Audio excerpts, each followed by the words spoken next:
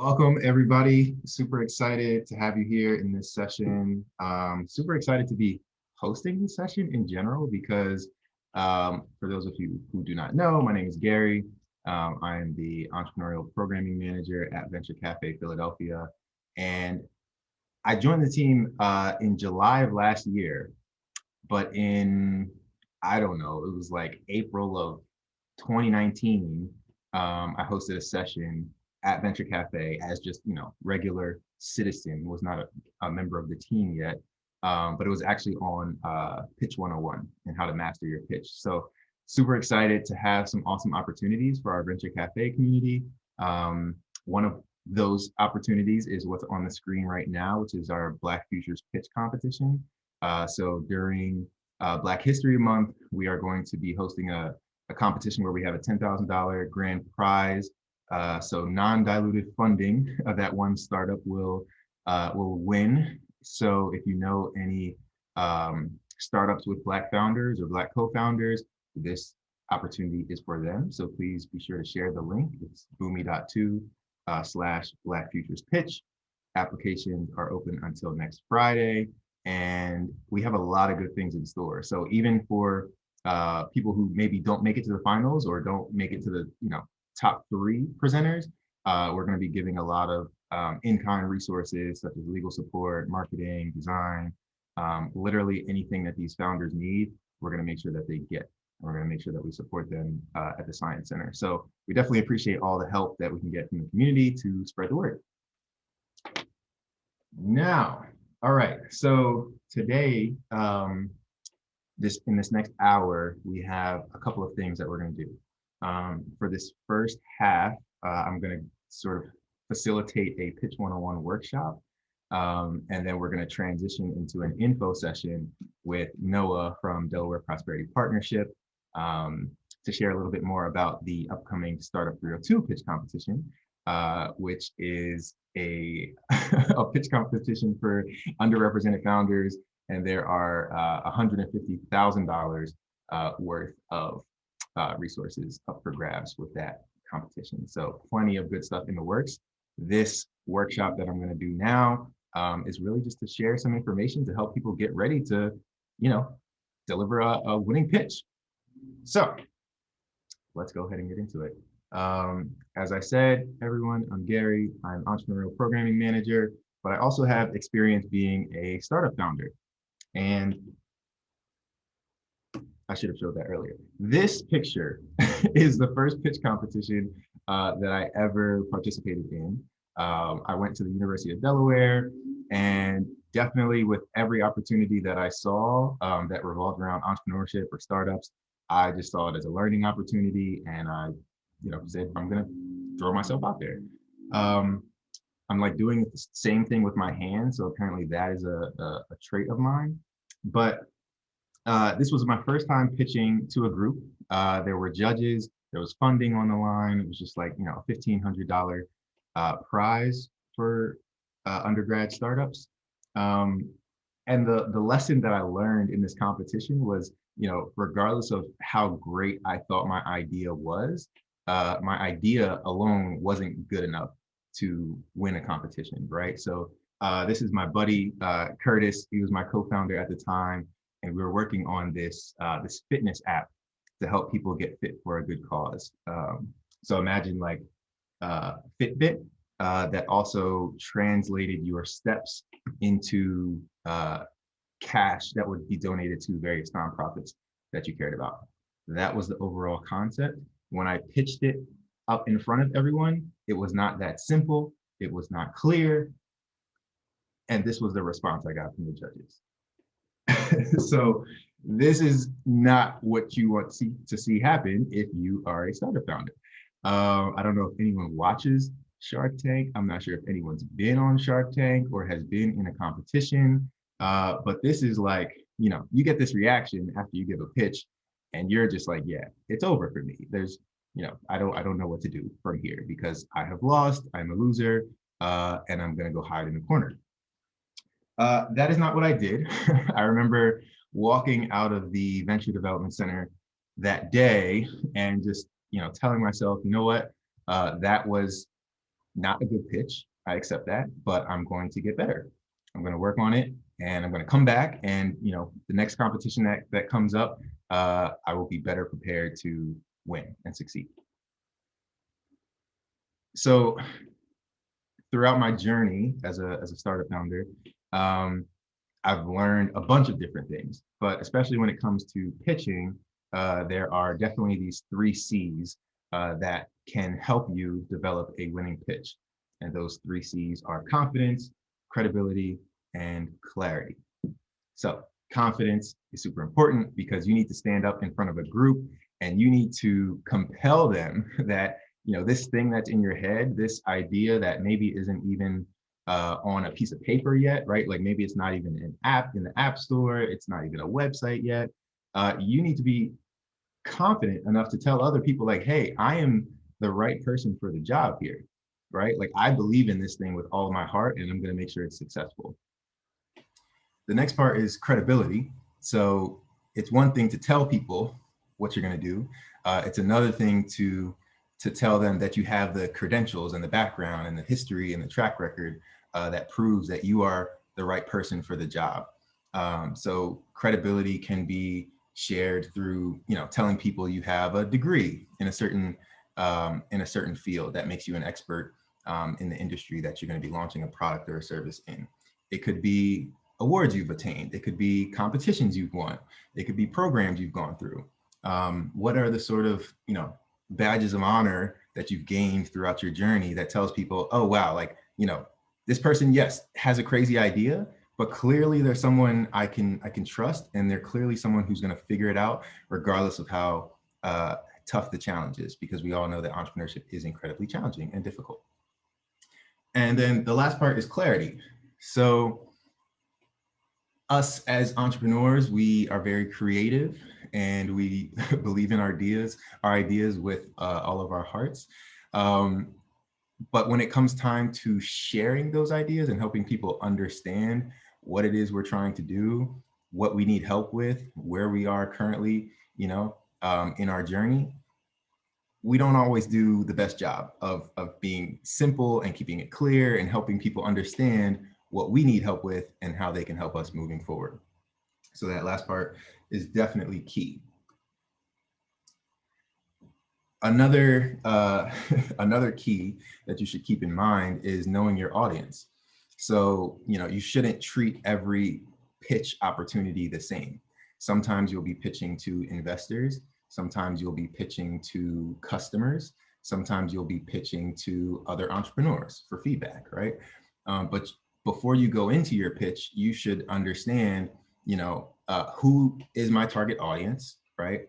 What do they currently know about what I'm working on? What do I need to help them better understand so that they can be in a position to help me with my ask that I most likely will provide at the end of my pitch.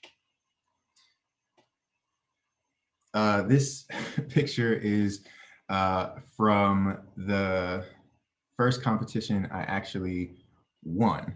So after going through undergrad and participating in all these different programs and competitions and losing time and time again, but still getting better and better, I landed on this one opportunity that was actually in Prairie View, Texas, at Prairie View A&M.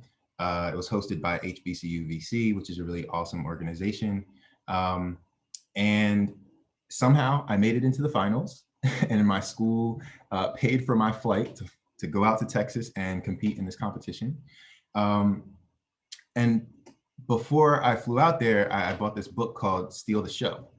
And I highly recommend this book because it really teaches you that, every time you're on a stage or in front of an audience, like you are, you want to steal the show. You want to emerge as the winner, right? You want to make sure that after I walk off of this stage, I am leaving with funding, with investors, with mentorship, with those customers, with the clients, whatever the win is, you want to make the win, right?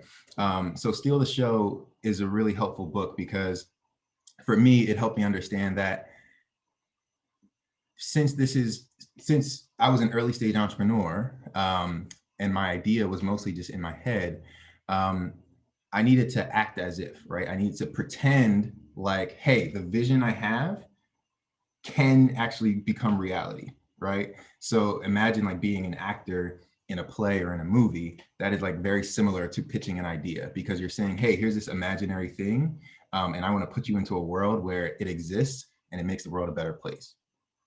So highly recommend the book. I really love this picture just because I'm on a stage with some of my favorite people, one of which is Arlen Hamilton, who's an awesome investor, Joa Spearman, who's an awesome entrepreneur, and Angie Nwandu, who's also an awesome entrepreneur. And I just wanted to share that also, like, when you create opportunities for other people to pitch their ideas and pitch their startups, it's super important to believe in them, right?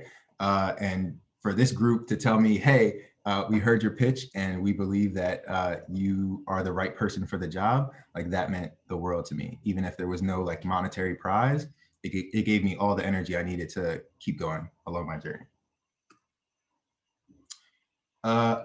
At this point, I'm just bragging and showing you that I do have the credibility and the track record of securing funding for my startup. So this was our hen hatch competition. Shout out to my good friend Hirak, who's here. He was actually there in the crowd, so I appreciate you showing up today. But anyway, like, we stood up on the stage and we presented an idea that did not exist, and our university gave us $16,500 for whatever reason, right? But we stood up there and we told them the story, and it was compelling enough for them to believe in us and to invest in our idea. So this can be you too.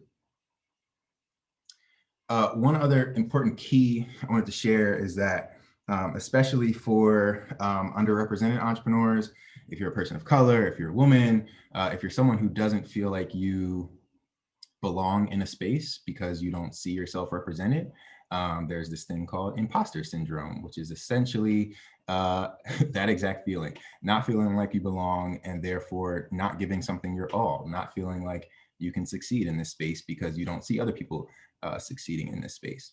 I would like for everyone to dismiss imposter syndrome, right? Like, it affects all of us, but you can very easily get rid of it by acting as if, which relates to stealing the show, right? So all entrepreneurs, again, are pretending like this thing exists. This idea can be successful. So you have to convince yourself first, and then you will be able to convince everyone else.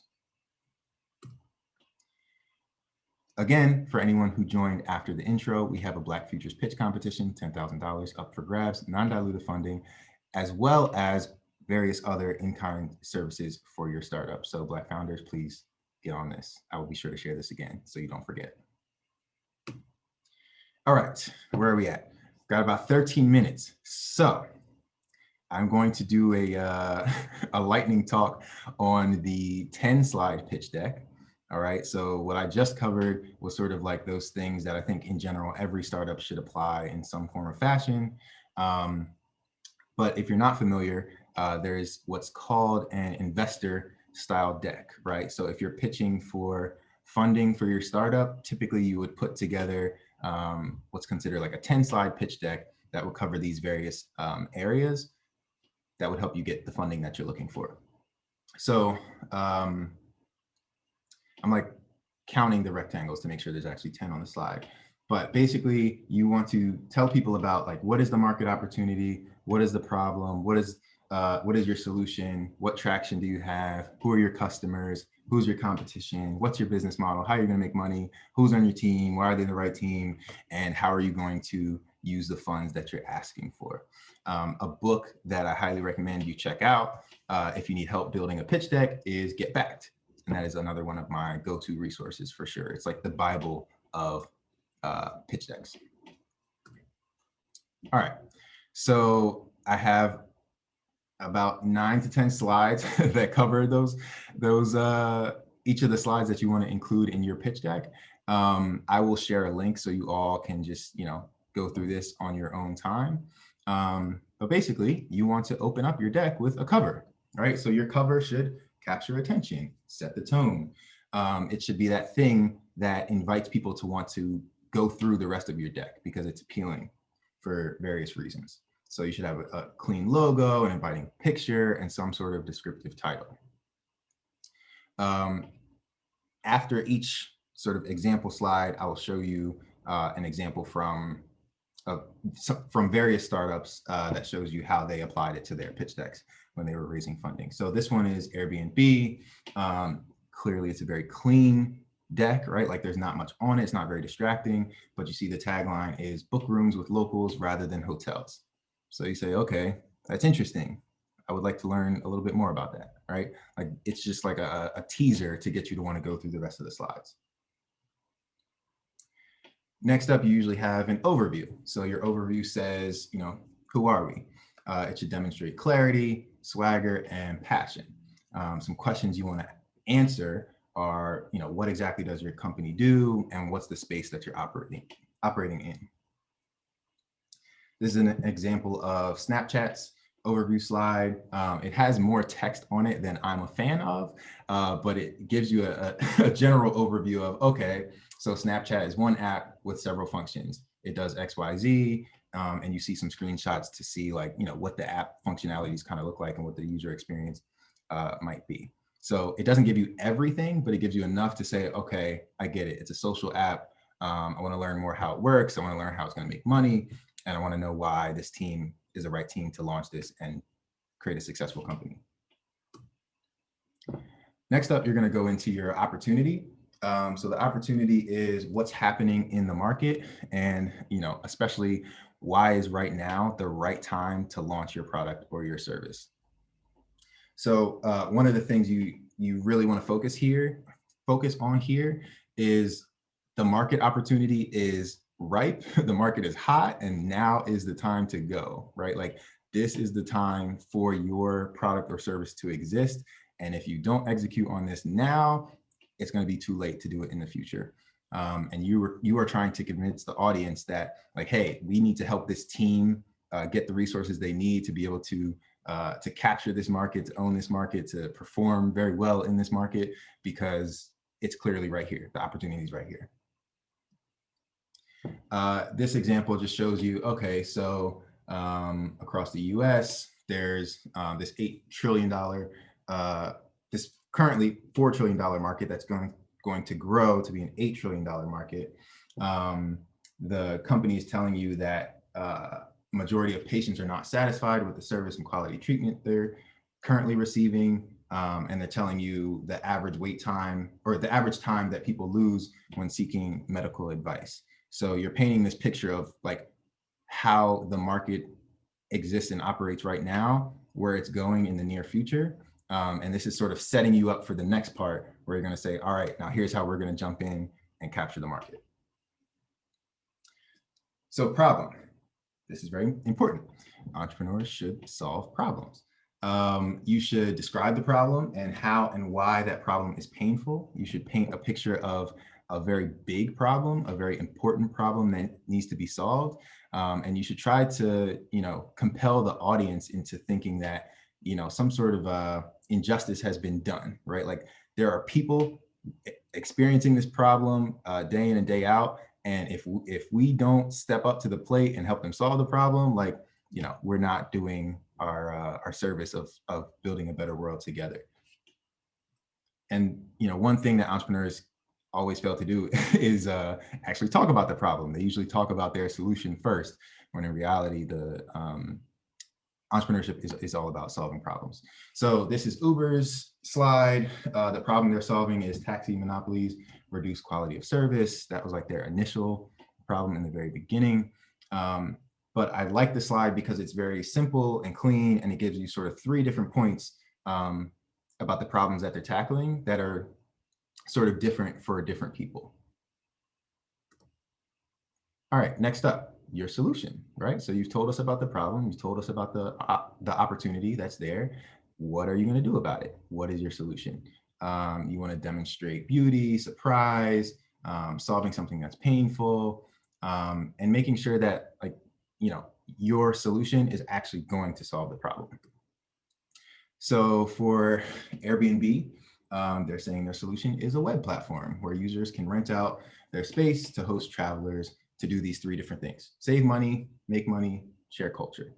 Very simple and straightforward, not overly confusing. Next up, you're going to want to go into traction. So what evidence do you have that shows that this will be successful? You want to essentially demonstrate that you have tested your hypotheses, right? To say, okay, we have this idea for a solution that's going to solve whatever problem. And we have proof that it is able to solve that problem in some form or fashion, right? So you really want to provide clarity around what you're measuring and why it matters. You would like, ideally, to be able to show that you have enough traction to prove that this isn't just like, you didn't get lucky with a couple of potential customers, right? Like your solution can be scaled up to the point where it solves a lot of people's problems because there's a very big market opportunity. Here's an example where this startup shows that they have over 15,000 products ordered. They have 750 designer service orders, and the revenue that they've generated is over $900,000, which is very significant traction, right? So you want to give the listener every reason to believe in the story that you're telling them, right? And the biggest point of evidence is revenue, right? So are people paying you for your product or service? Do you have the evidence to say people see value in my solution? Next up, you want to talk about your customers or the overall market, your acquisition strategy, how many customers there are, what the cost to acquire customers are, what their lifetime value is, blah, blah, blah, blah, blah, all these different things. But you want to really show that you truly understand who your potential customers are, where they exist, how they behave, and that you have a pathway to reaching them and delivering the value that you want to create. So again, this is Airbnb. They're saying they're operating this this market where there's 2 billion plus trips booked around the world. There's 560 million budget and online trips booked. And then their traction is 84 million trips with Airbnb.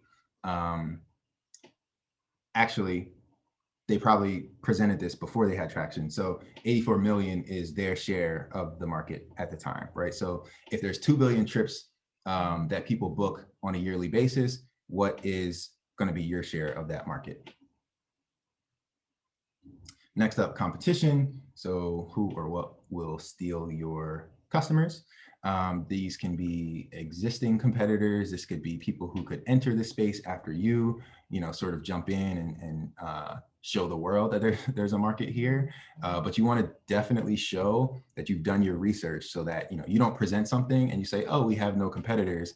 And then the listener says, oh, well, actually, I've invested in your competitor and I'm not going to invest in you because I'm invested in something else that does the same thing.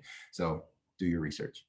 It's also good, even if you're not raising funding or anything like that, you should know who your competitors are and why you have unique value so that you're positioned to outperform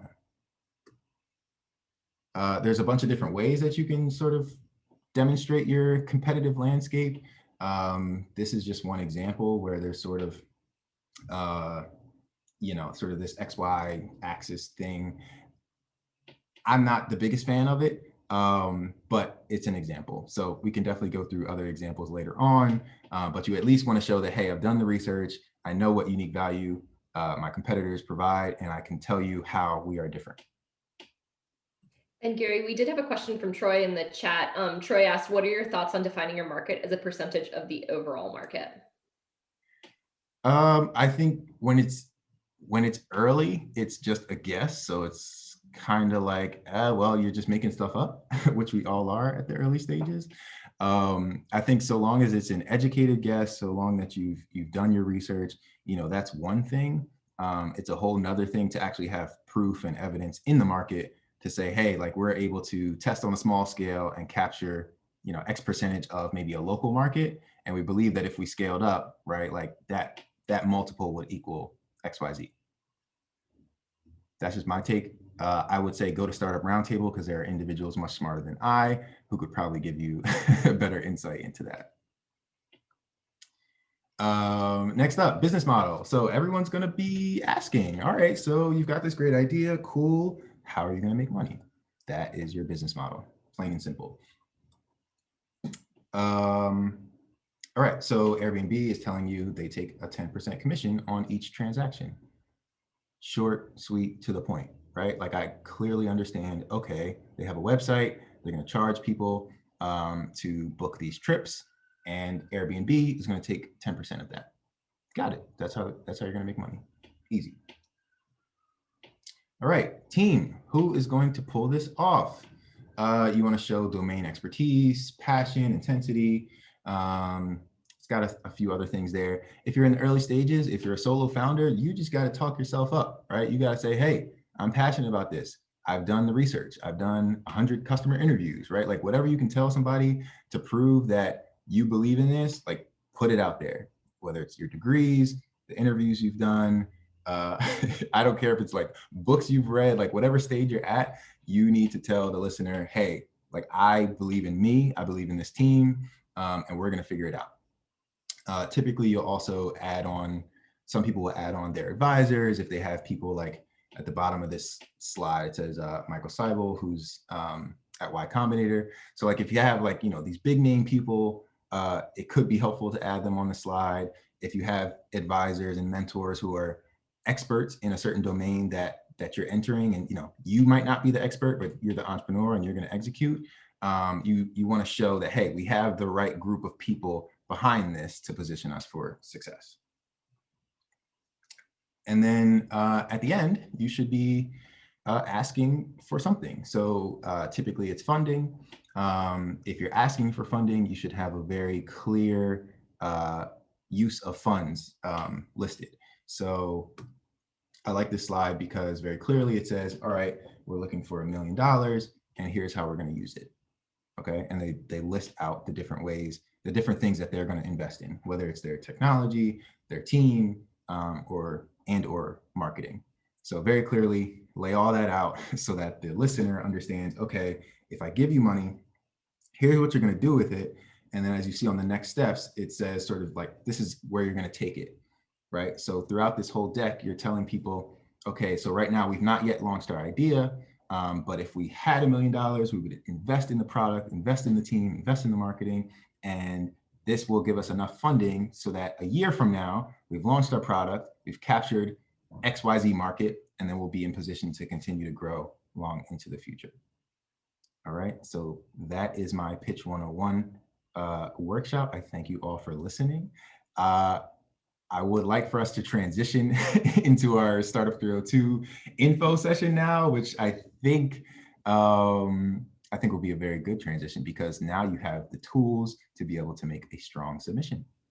And Gary, there's just one more question in the chat from Stephen. Do you list your entire ask or tailor it to the amount of the funding opportunity? Just before we head over there. Oh, great question. Yeah, so know your audience, right? So if you're pitching, if you're submitting a deck for a competition, your deck should be tailored towards the reviewers of that competition, right? So if you know DPP has a competition with over $100,000 in winnings, you should be saying, okay, if we had $100,000, this is how we would use it. As opposed to if you're pitching to an angel investor who you know is only going to write you maybe a $50,000 check, right? I wouldn't necessarily pitch them and say, hey, give us $100,000 because you know that they don't invest $100,000. So know your audience.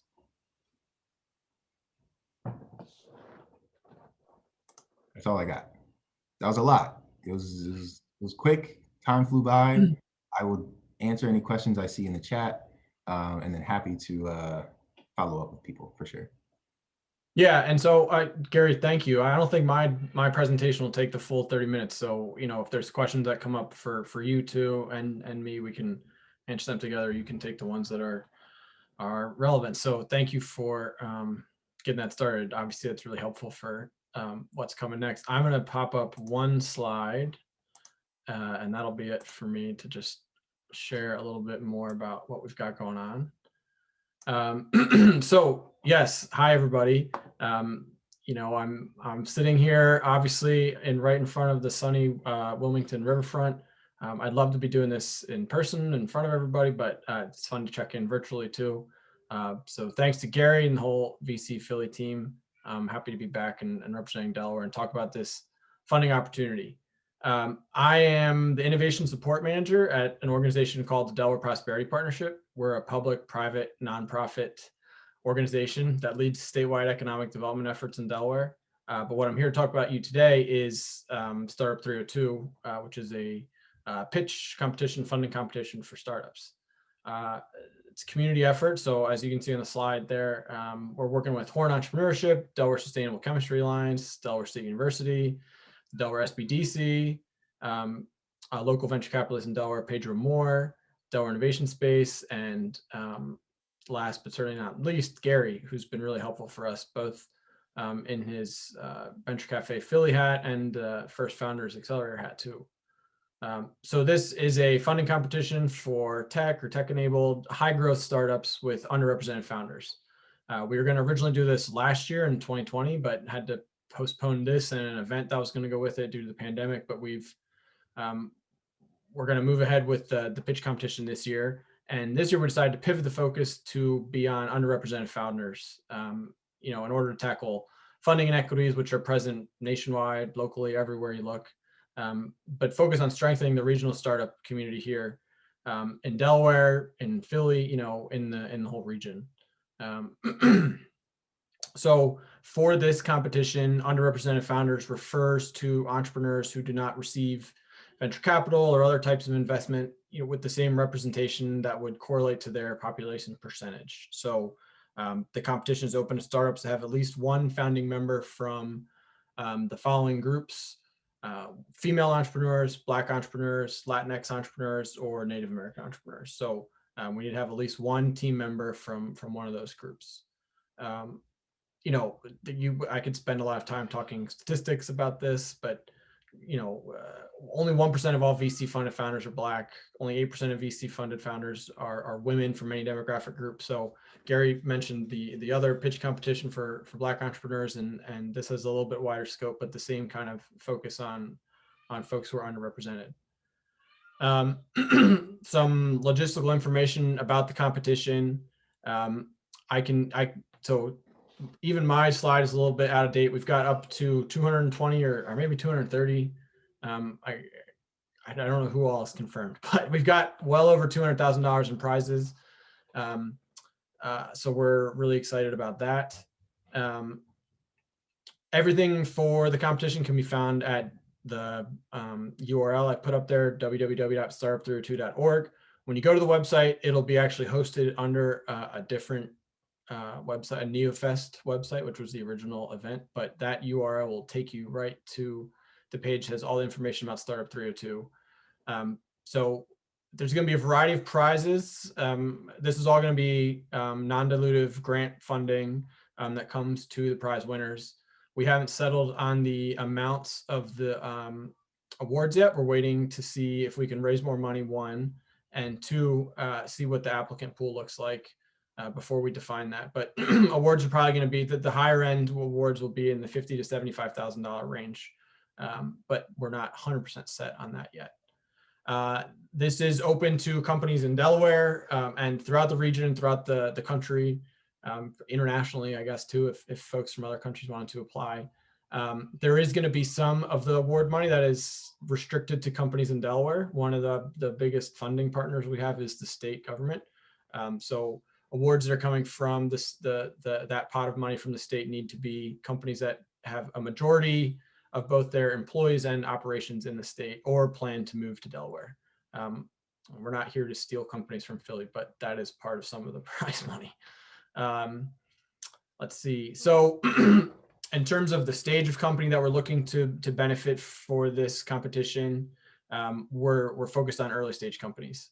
So if you just have an idea, if you can, communicate that idea using a pitch, learning, using what you just learned in Garry's presentation, that's fine to be that early. Or if you have traction and you have customers and you're making money, but you're really you're at a kind of inflection point where you need some more capital to grow, you can apply too. when it comes to kind of using an investment benchmark as a marker for the companies we're looking at, pre-institutional investment is kind of the broad term we're using. Because this is the first time we're doing this, everything is pretty wide open at this point. We're kind of we're learning as we're moving along. So if folks want to ask me specific questions about their company or anything like that, I'd be happy to answer. But we're trying to keep this pretty broad and pretty wide open. The applications are open now, and they will remain open until February 12th.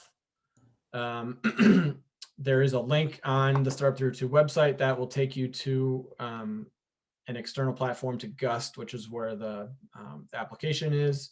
The application will have, there will be questions you need to answer through the application, and then there will be a request for an upload of a deck. So you can use what you just learned from Gary's deck, description as something to go in there. And I can answer questions too. Everything's going to be virtual. Obviously, the way we're kind of meeting tonight, there will be a review round for folks to kind of whittle down the first cuts, and then there's going to be like a 30-minute interview / shorter pitch for the next round, and that'll be in the middle of March, and then the finals will be at the end of April. So we've got a long kind of runway here. Because I said we're still, we want to make as many connections and opportunities as possible for the applicant pool. So once you apply, we hope to, find opportunities to reach out to companies, on an individual basis, and just see if we can help connect them with other resources in Delaware or other groups that we're connected to in the region, like the Science Center or Venture Café Philly, for example. So we hope to award prize dollars, but we want to make this a community building effort too. So I actually don't really have too much more to say specifically. I can talk more about the application process specifically. You're going to hear a lot of the same kind of things you just heard from Garry talking about the pitch presentation. Does anybody have questions? Are there questions that have come in, or folks that want to ask anything? Yeah, there are a couple questions in the chat, Noah. So Brittany's asking, can Philly-based companies apply, and do we have to be making plans to move to Delaware to be qualified? Yep, good question. So Philly-based companies can apply. They do not have to be planning to move to Delaware. There's just going to be once we define the prize, the different prize levels, there'll be a little bit more clarity on that, but some of the prizes will be restricted to Delaware, but certainly not all of them. So yeah, there will be prize money for companies that apply from out of state. So absolutely, please go ahead. Awesome. And then there's another question from Brandon. Are you only targeting companies looking to raise VC financing, or angels as well? Yeah, angels as well. I think we are not looking at kind of I guess the term that's often used is like a Main Street small business. We're not looking for folks who are opening up a hospitality service or personal care services, that they're going to open a shop, a retail shop. We're looking at companies that are scalable and are kind of in the tech, science, R&D, innovation sectors. That's really broad, but that's kind of the focus we have. Hopefully that's helpful. We just had another one come through from Ji Hao. Will the uploading deck be confidential? Does the Venture Lab need to sign an NDA? Good question. We're not doing NDAs, so this should be we're not going to leak, we're not going to plan to post the deck that gets uploaded online, but just plan on anything that's in the deck being public information. So don't put, we're interested. We want to see, one of the questions that we ask is about IP. We hope that companies, if they're, innovating, or they have some secret sauce that they're using to build something cool, we hope that they've been able to, or are working towards getting some IP protection around that. But we don't want to see any of that secret sauce or something like that in a deck. And Nicole asks, are there any age limits for youth entrepreneurs? So 18 and above, that's the limit that we've set. Good question. that was all the questions that I have in the chat. Okay. But folks, feel free to unmute yourself and ask live or keep putting questions in the chat. So, I can reiterate some of the things that Garry talked about in his presentation too. When we're going to be reviewing the applications and when the judges who are, smarter, more qualified, more experienced people than me, further along are going to be looking at these applications, they're going to want to see, a story. They're going to want to see, kind of prove why your idea is going to be able to take off. And once it's a loft, how's it gonna stay in the air too? So that the problem is really important, the solution is really important. Understanding how you're going to make money is important. Do you have customers? So those are the, I don't want to just reiterate everything that Garry said, but all that stuff is really important. We have another. Oh, sorry.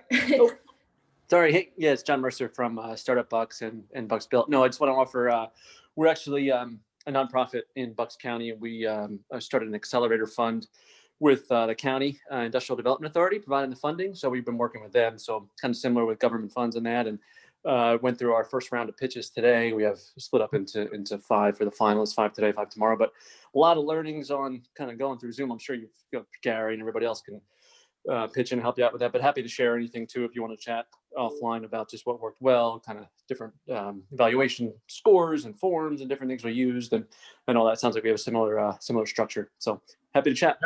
Yeah, no, yeah, thanks, John. That's helpful. Yeah, yeah. If you, I don't know if you can send me a direct message, but send me your email address, or maybe we can connect on LinkedIn or something. But I'd be interested. Yeah, sure. Yeah, I'll drop it in the chat. Absolutely. Noah, are you familiar with the Philly Startup Leaders group in Philadelphia? I'm not, no.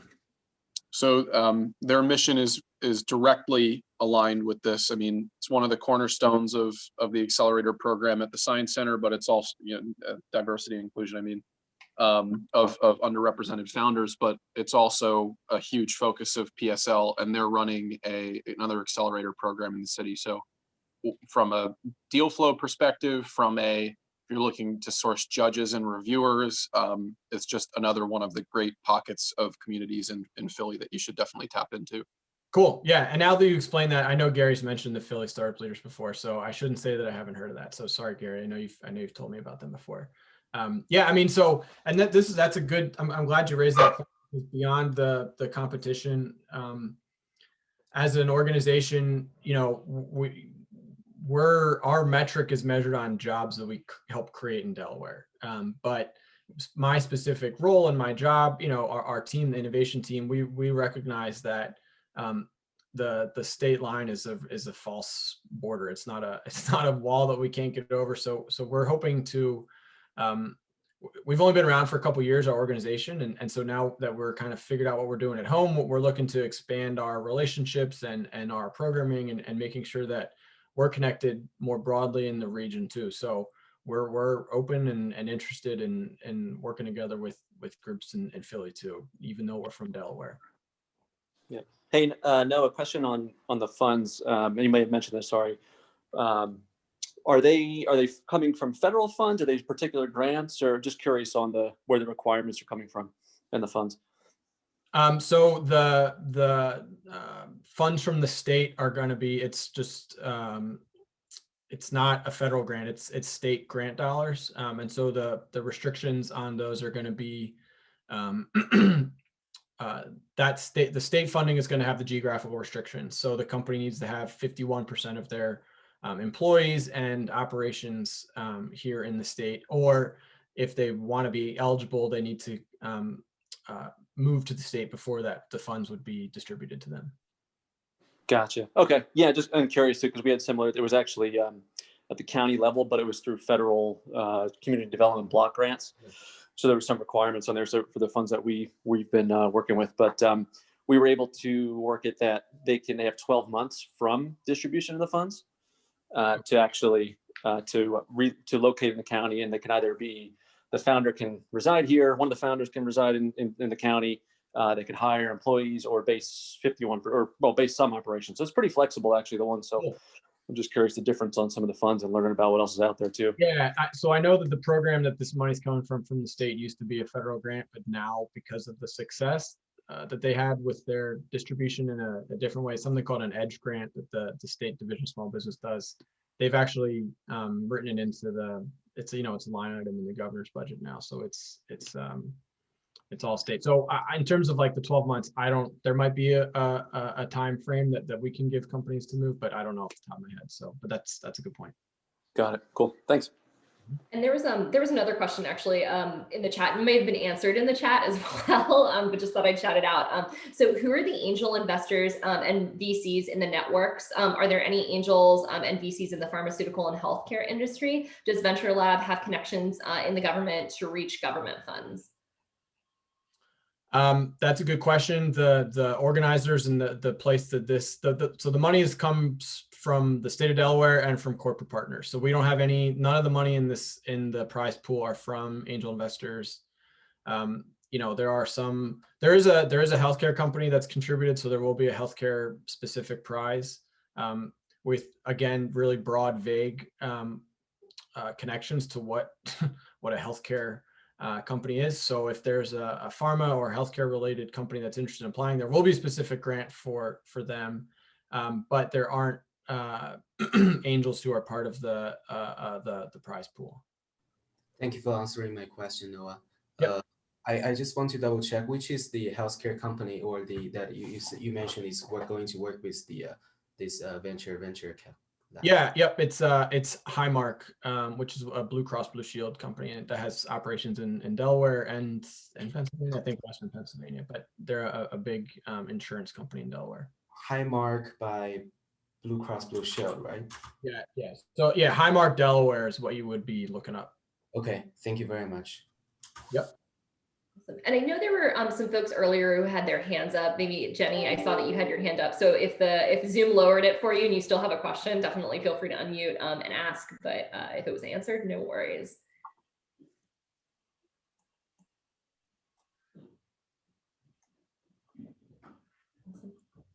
Thanks for putting that in the chat, Eamon.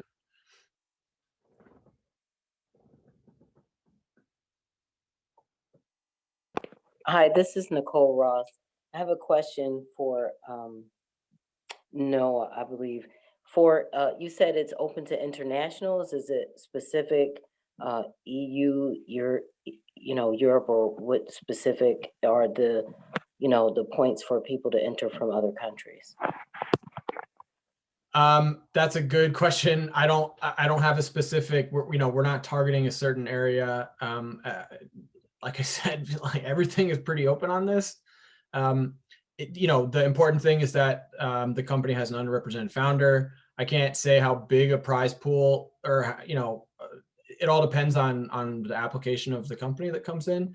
In Delaware, we've got connections and programs that we can work on besides a Startup302 prize for companies that are looking for a landing pad in the United States. Obviously, Delaware is well known as an incorporation location. So we've got lots of international companies that set up their U.S. location registered in Delaware. But we've been working to try and make it a better landing pad to physically have people and offices too. Hi, Noah. Can you also tell me a little bit more about the Highmark, the company that working with the Venture Café? Like, who will be the best contact in that company that you think can be reachable to? Yeah, so they're providing grant dollars to the prize pool. I haven't confirmed who from the company will be part of the judging process or anything like that yet. Okay, because the reason why we're asking is like we are a company that to provide the vaccination for the communities. And right now the clearance in different counties are quite different. And we saw a lot of difficulty and friction from the governmental policies. So like we do want to actually have, further collaboration on the healthcare workers on down the line in order to making this pushing forward. So it will be very helpful if we can find some connections through you guys in this net. Yeah, so I have a good connection in the community affairs office. That would be a good place to start. So I'll put my email address in the chat and just shoot me a message and we'll see where we can take it from there. Thank you very much. Yep.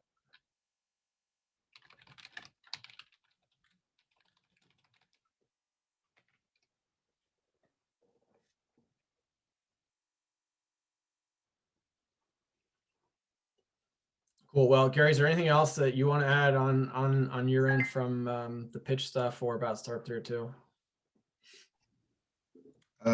My advice is to shoot your shot. Everybody should get those applications in, whether you believe you are ready or not. Just do it. That's good advice. Yeah, thanks a bunch, Noah. Totally. Garry, I wanted to add about your presentation there that I think that for a lot of people, probably they feel like they know the basics of what it is to do a pitch, but I think that sometimes like laying out the details, it's all in the details, right? I mean, the difference between one pitch and another are, you know, who kind of covers those details better. So I appreciated that you know, kind of didn't leave those as blanks or yada, yada, yada, that you kind of filled those in because, you know, I think that's kind of what makes the difference between a good and a great is to be able to answer all of those questions. So I appreciated it. Thank you so much, Jenny. I appreciate that. There are also a million other slides you could have, you know, backup slides that you don't cover in your presentation is something I didn't discuss.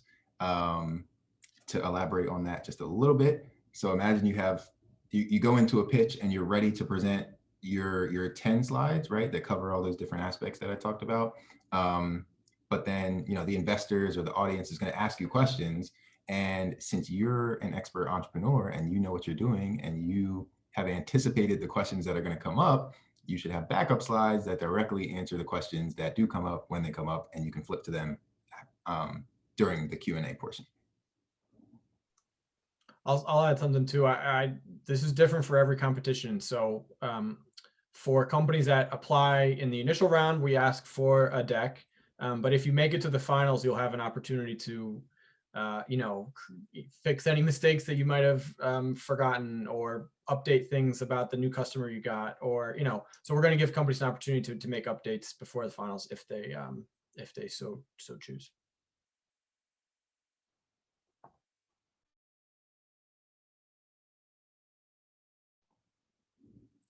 I would also say you should get the questions out there. We got a couple more minutes, so if you got them, got a quality group of people who can answer them. I'm not an expert in everything, but we've got some other people here. Hey Noah, this is Troy. Just so I'm clear on the Startup 302, you do not need to have an MVP. You can come in with a concept that is credible, justifiable, defensible, and still be considered for some of the prizes, correct? Yep, 100%. Yeah, and that's, I mean, that's where the details of your pitch and your concept, your thought process, that stuff's really important at that early stage. So yeah, but yeah, absolutely. Cool, thanks. I just want to take 1 minute to talk a little bit about our startup, the VacMe. We just want to let people know the vaccine is, you know, really helping the community. So if you're on the quay that you are able to get a vaccine shot, don't hesitate to take it. It's much more beneficial than the COVID. It's not really that dangerous. So if you have chance to get a vaccine, take your chance to take it, and it will not only help you, but also help the community and help everyone who is going to come across you. Thank you. One resource that I was thinking of when Garry was giving his presentation on the funding slide, I mean, for every slide, but specifically it made me think on the funding slide where we're looking for $1 million. There's a great Dream It dose that I think either Eamon or Aaron pointed the cohort, the launch lane cohort to, that was really good. And kind of to Jenny's point, it doesn't just say, here's what the slide should look like. They actually break down, not from the founder's perspective, but from the investor's perspective, what things they're looking for and some of the major turnoffs that you see in, you know, 9 out of 10 decks. So I would highly encourage people to go seek that out. It's a great episode to watch 2 or 3 times. What's the name of that, Brandon? It's Dream It Dose. It's a YouTube series / I think they have a like a written version of it as well, some written materials, but I can try to find the link. It's on YouTube. All right. Thank you again, everyone. Oh, Brittany, go ahead. You got 30 seconds. I think I saw your mic. No, I just said thank you. That was it. Cool. All right. Yes, thank you very much, everyone. We really appreciate you. Definitely get those applications in. And Startup Roundtable is about to start next. So we're going to stop the recording and transition into that, but we hope to see you at our upcoming competitions.